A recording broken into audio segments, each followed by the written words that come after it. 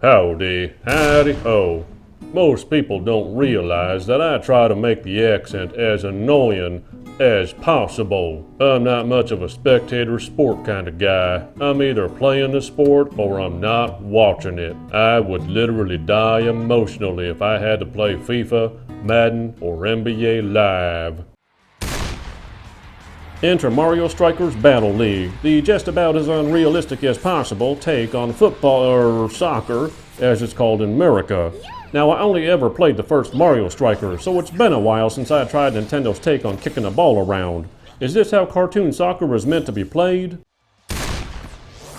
I can start you off with a really important primer. The game is easy to pick up, hard to master. This is a good thing, as it demonstrates a mix of enjoyable experiences, but also a slightly deeper ability to put your skills to the test. And the game makes sure you understand it with the proper training suite and descriptions of the stats. Once you know the buttons, the rest is just learning by doing, and in that is absolutely mouth-breathing, smile-inducing joy and fun to be had. In fact, the steepest learning curve is keeping track of the chaos. Unfortunately, and there is an unfortunately, as you work your way into the Galactic Cup, things change around a bit. The AI starts controlling all 4 of their players, which turns the match into a 4v1 if you're playing solo like I am. And since the gear is designed for checks and balances and not proper stat customization, you're better off bringing friends to earn those gold trophies, though I'll give you credit for pushing through it solo. Speaking of more players, the online suite takes an even further turn for the worse.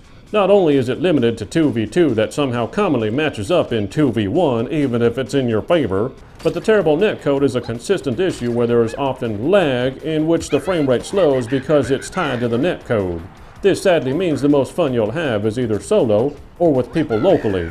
Since I have no friends who live nearby, I found not much to do after I enjoyed all the game has to offer.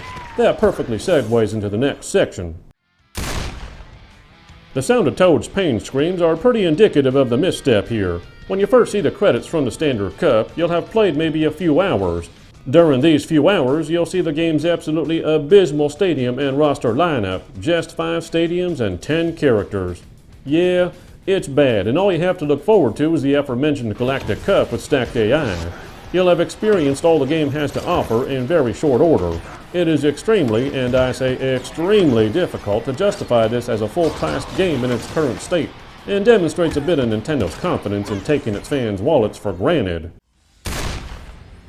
Fortunately, and yes there is a fortunately, the game absolutely excels beyond your wildest expectations in the art style arena. They even push the Switch as hard as it can possibly go, though close inspection still shows low poly models.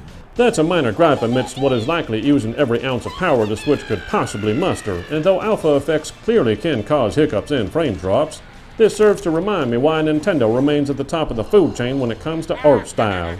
The fact that watching Hyper Strikes is still fun the 100th time I've seen it is really all you need to know. So while it may not be pushing anything close to current-gen graphics tech, it pushes as much graphics tech as it can behind an immutable and eye-popping art style that will age very well.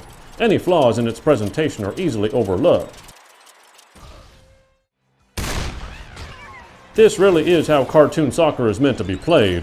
It's fun, chaotic, and a good mix of pick up and play with deeper skill levels that develop simply by continuing to play.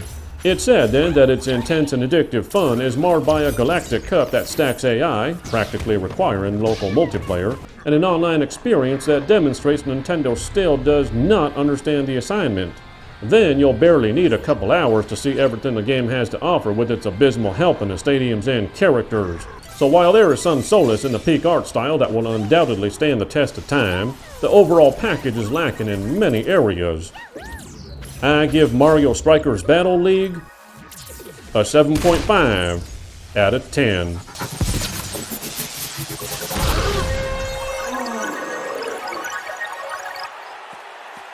Let's go! Yeah! Yahoo! See you next time on the Gaming 5.